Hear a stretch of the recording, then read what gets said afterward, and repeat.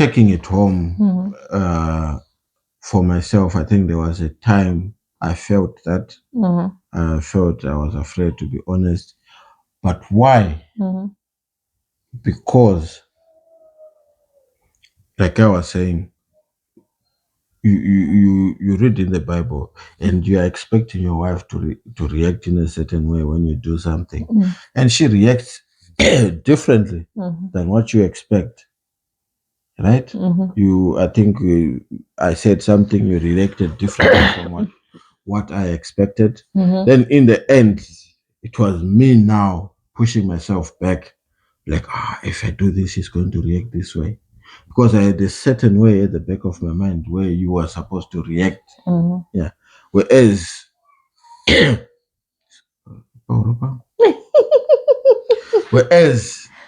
was supposed to be more communicative. I think what do you call it?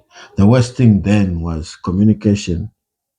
I didn't know how to communicate. I didn't know how to accept your reaction, because there was a way you were supposed to react in your head. Yeah, in That my I didn't head, know of. that you didn't know of, that you were supposed to prophesy and know about and react that way. So I think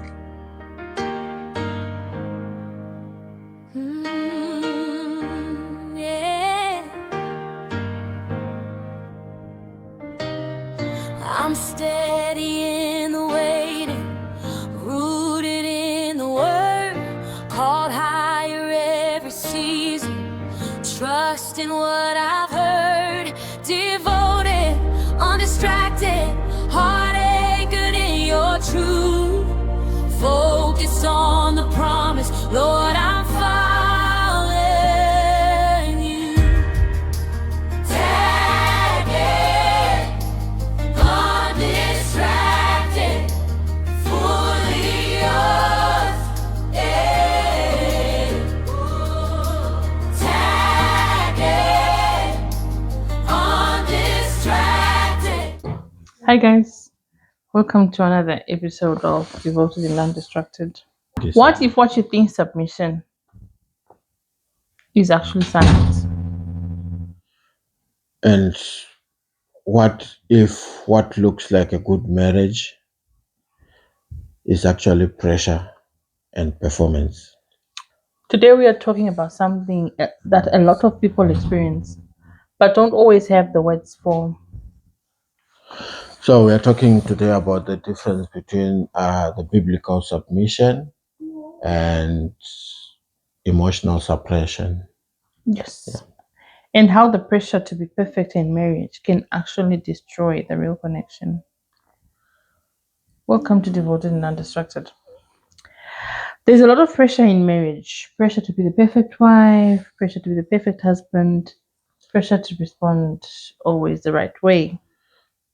Yeah, you're right. I think there's a lot of pressure around us, pressure from us, but it doesn't usually just be from us, but it can be pressure from Society. From the society. What's expected from you. Yeah. Yeah. Or what you have been taught, that a good husband is like this, a Supposed to good do. wife is like this, or what you think marriage is supposed to look like. I think can be sources of pressure as well. Yeah, exactly. So instead of living in love, you start living in performance. You're not being real anymore. You're being I careful. think that's a dangerous state to be in. It's a dangerous one because it's now you're not acting a movie. I have to You have to perform. perform. But unfortunately, I think most marriages are like that, especially most Christian marriages. Yes. Because that's where the rule book is brought out.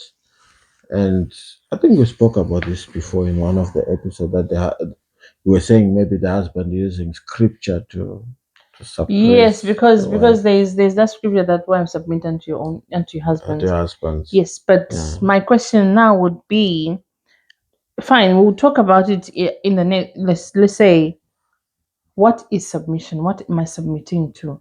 I think later in the episode is going to come out because we're going to speak about it according to what I have here. Yeah. I heard some people speak about it. I think it was on this. I think most of the people here they follow Sisters Keepers. I the do follow podcast, yeah. Sisters Keepers podcast, and it's very good. I love it. They were speaking about what is submission. They had men on their channel that on Yeah. their podcast that day, and there was one who said submission is what mission are you submitting to? Yeah, you have to submit Yes, to a submit to a mission. mission. Yeah. Yes. Because I think if submission comes in as submit to me, Mm-hmm. it sounds more like a slave. Yeah. Because a slave submits to the master. Yes. Yeah. Mhm. But take God for example. When you submit to God, He has a plan for you. He has a plan for you. And Yes, if we go through His word is not don't do. it's love. Yeah, it's love. It's love expressed. Yeah. So you submit to the love He has for you. Yes. Yeah. So yes, and also where a lot of it can happen if misunderstood in the scriptures, a lot can be hurt, and we find that a lot of people are being hurt for sure.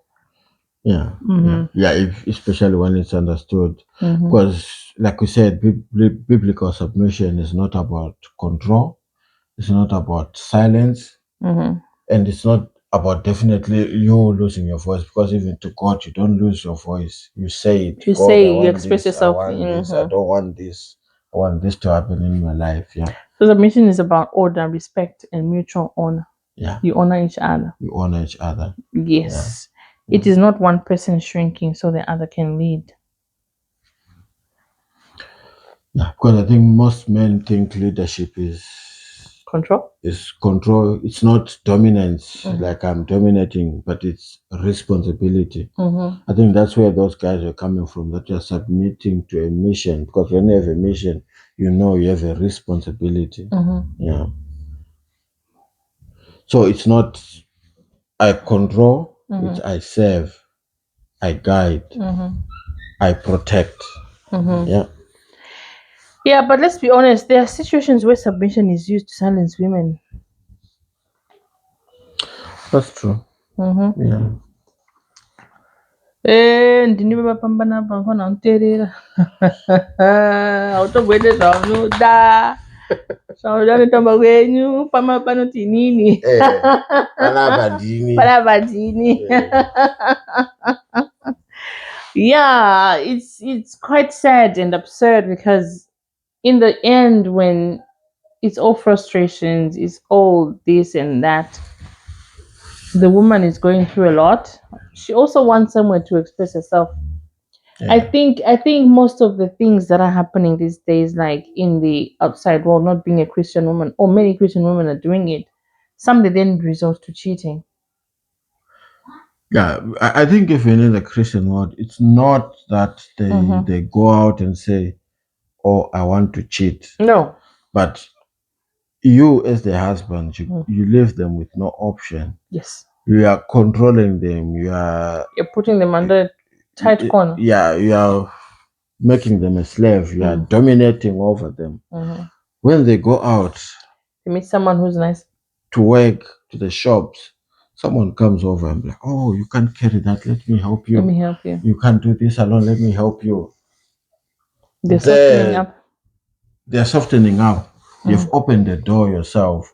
Whereas if you remove that control, but you are loving to your wife, the same way God is so loving to us, but He's above us, and we all submit to Him, but He's not controlling that much. Not. Yeah. Yeah.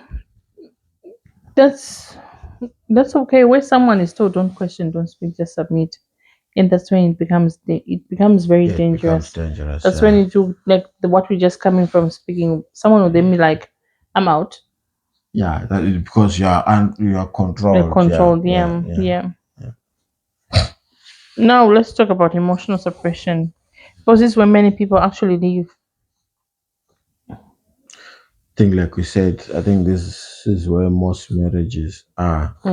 Yeah, where someone feels like they can't express how they feel because if you feel a certain way, you come to me and say, "Oh, my husband, I'm feeling this way. I think I'm thinking this way," and I'll be like, "You know what?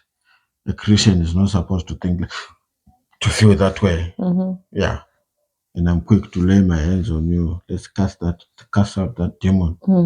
I think that's more of emotional suppression. In the end, you can't speak out what you think. Yeah, even if it's something even that's honest, you can't speak up because you know I'm going to hammer you with the word. You're holding things in, you're walking on eggshells, you're avoiding difficult conversations Yes, just to keep peace. just to keep peace. Yeah, that's true. Yeah. But the truth is that kind of peace is not. It's not real peace. No, it's fake. Yeah, it's fake peace. Yeah, Yes, because on the outside everything looks calm, but on the inside resentment is building, and somebody is like, if the next time he does this, I'm going to do that, or if the next time she does this, I'm going to do that. Because what we're talking about here is yeah. also two ways. It happens. It's not going to happen only on the wife. It also It happens on the happens man. on the men as Yes. well. So either way, there's no. We need to strike a balance sometimes. Yeah. Yeah. I like what you just said there. That it looks calm on top, but down Inside there, is gone. excuse me. You've heard the statement of still waters Still runs waters deep. run deep. Yeah. Yeah, I think for some of us, the village people, we learned it early in life.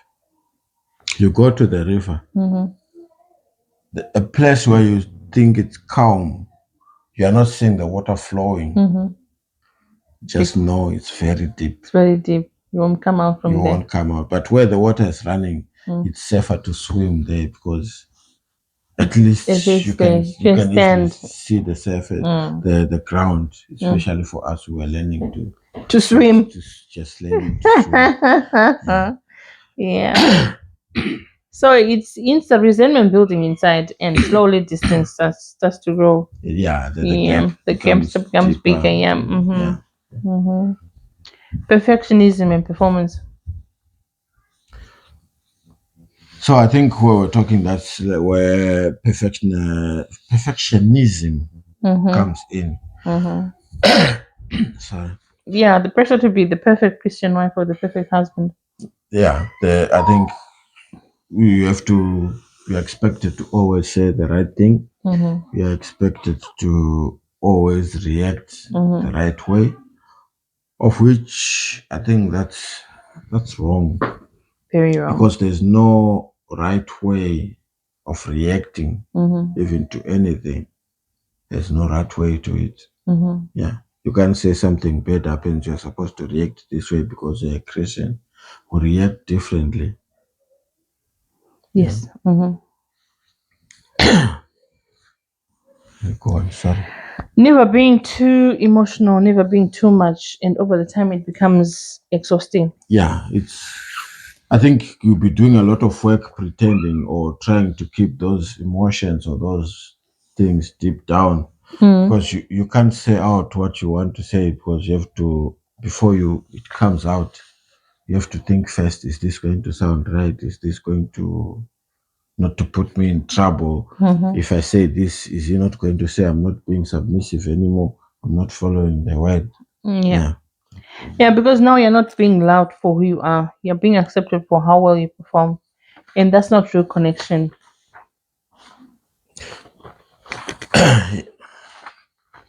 Continue. Yeah, like let's make it practical. Yes, sometimes you might be living under pressure instead of love. Being afraid to be honest.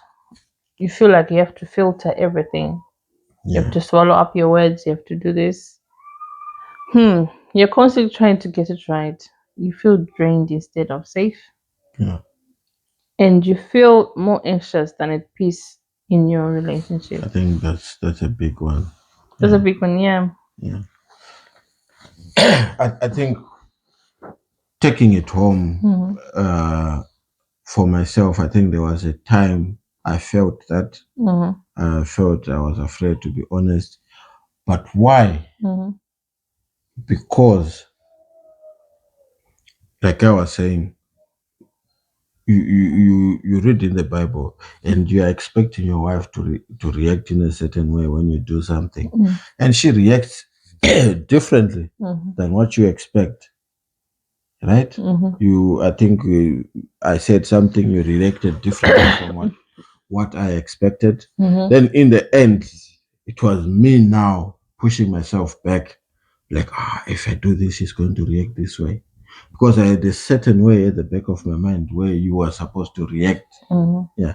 Whereas,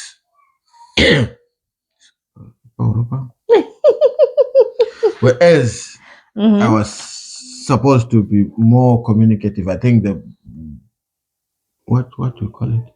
The worst thing then was communication. I didn't know how to communicate. I didn't know how to accept your reaction, because there was a way you were supposed to react in your head. Yeah, in That my I didn't head, know of. that you didn't know of, that you were supposed to Yeah. prophesy and know about and react that way. So I think, like you said, it can be both ways. It can be it can be both ways. I just gave that example just to show that in our case it was on you. It was on me. Yeah. So healthy love looks different. There's room to speak, room to grow, room to make mistakes. Yeah. And in those mistakes, you forgive each other quickly, like 70 times 7 in a day. I heard someone saying that. Where was it? But I know I heard it in passing. Someone saying 70 times 7 in a day. The disciples went to Jesus. Jesus to ask, if my brother sins against me, how many times am I supposed to forgive? And he said 70 times 7 times, in a day. In a day. But you are saying that's for your brother. How about the one you said, I love you, you are my wife, you are a bone of my bones, flesh of my flesh. How much more are you supposed to forgive? Are you supposed to forgive them like your brother, or you're supposed to forgive them more? I think you need to, we don't have that clarity, but I would just take that 70 times 7 and we go you're on. Supposed to forgive Just more. If have to forgive more. If you can count, yes. Yeah. You don't have to perform to be accepted. You can be honest and still be loved. Yes. God didn't design marriage to feel like a performance, but a partnership. Yes. Yeah. I want to ask you a question. Yeah. How do couples move from pressure to authenticity? I think this needs to be taught, but you have to start small. You don't just change tomorrow. No. I think you have to give yourselves grace and be honest about how you feel. Yep. And when you're honest about how you feel, be also acceptive of your partner, of your partner's feelings. Yes. How they feel. In the process, yeah. You are honest, she is honest, and accept each other and validate each other's feelings. Yes. And in that way, you also create a space in between you for real conversations. Yeah. Yeah. Like being honest to each other. And also stop expecting perfection. First, perfection from yourself. Yeah. Oh yes, I'm fighting. I'm fighting that on someone. From your partner. Yes, I'm fighting. First, accept that you yourself, you're not perfect. You're not perfect. And you're never going to be perfect. And your partner is never going to be No, perfect. you're going to be. I think you're going to be something that's acceptable of each other as you go along. Yeah, you're learning to be with each other. You're not creating anything perfect. Yes. You're creating something that's acceptable. I don't. Yes. What I would say is, I wouldn't want you to call yourself perfect. I wouldn't want to call myself perfect. Yeah. But we are there to build an acceptable, beautiful image.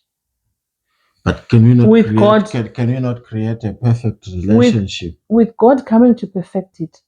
Yes. Not us putting it to be perfect. God will Okay. then come in to put perfection on it. But okay, maybe I might sound different, but I think we are bringing one imperfect person and another imperfect person.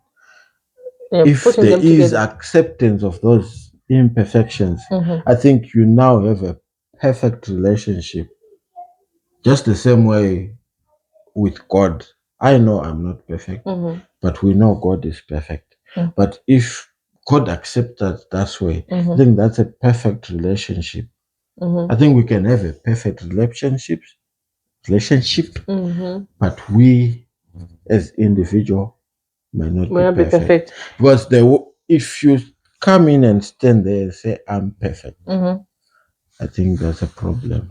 Oh, no one You are is. saying you are not, you can't make mistakes, you can't do this. Yes, Yeah. you're right, but it's okay. Let's choose connection over image. Let's go. Yeah. Yes, God is not asking you to perform. He looks at the heart, not the image. Yeah. And And the real love that God designed is patient, mhm, is kind, mhm. is truthful, is and Yes, all those things listed in Corinthians. 13. Yes. Right, yeah. Yeah. So, in closing this episode, it's been fun anyway. It's been fun to being this today. If your marriage feels like pressure, that's not how it's designed to be. Yeah, marriage is designed to be Marriage is designed to be enjoyed enjoyed, full and of full joy. of joy Yeah. and happiness. I would want to direct some other people's. I know I'm not getting anything out of it. Please, I mentioned Sisters Keepers, and I'm going to mention Evangelist Quatizo as well. I don't have anything from them. I might be doing something wrong, but I love them. I follow them. What they speak, they're fellow women, but what they speak is got value that you might not get from anyone else. Yeah. I would say from all those that are following me, maybe some of them are from church. Church. Yeah. Let's not be too rigid. Let's be very flexible. There are some things where we don't get to sit down and make each other learn, but we can pick a leaf from someone else's and Yeah. still apply it in our own lives and see things change. So if you don't, please go and follow them. Go and listen to what they have to say. It might help your marriage some days. It might help on how to speak. But above all, let's go seek counseling. But I think it's also another thing that we might say on that. Whatever they might be saying, they will be saying that it may not be helping you, but in a way of giving you a solution, but it might help you if you have a problem. Design like in research they call it the problem question. You might have like a refined question. You might have like a better understanding to your situation. If you have someone else you trust, you go and ask, but with a more refined With a more question. refined Yeah. question, yes. And you get to understand where what happens. The reason why I'm mentioning them, some of them they use scriptures. And scriptures, we all read the Bible. Yes. That's where I find the common ground. So long as somebody reads the Bible and in their understanding of what it might be in simple English, might be simple Shona or my language and the likes, but it's going to help you feel grounded. You get to understand, oh, this is the meaning of this thing, this is the meaning of that, Yes. Yes. and tomorrow you'll be a better person. So anyway, without further much doing there, we need to close. If your marriage feels like pressure, that's not how it's designed to be. You don't have to silence to keep peace. You don't have to stay silent to keep peace. And you Yeah. don't have to be perfect to be loved. Choose. So choose truth, Mm-hmm, choose grace, mm-hmm. and choose intentional love. Yes. Yeah. Stay devoted. Stay undistracted. Goodbye. Thank you.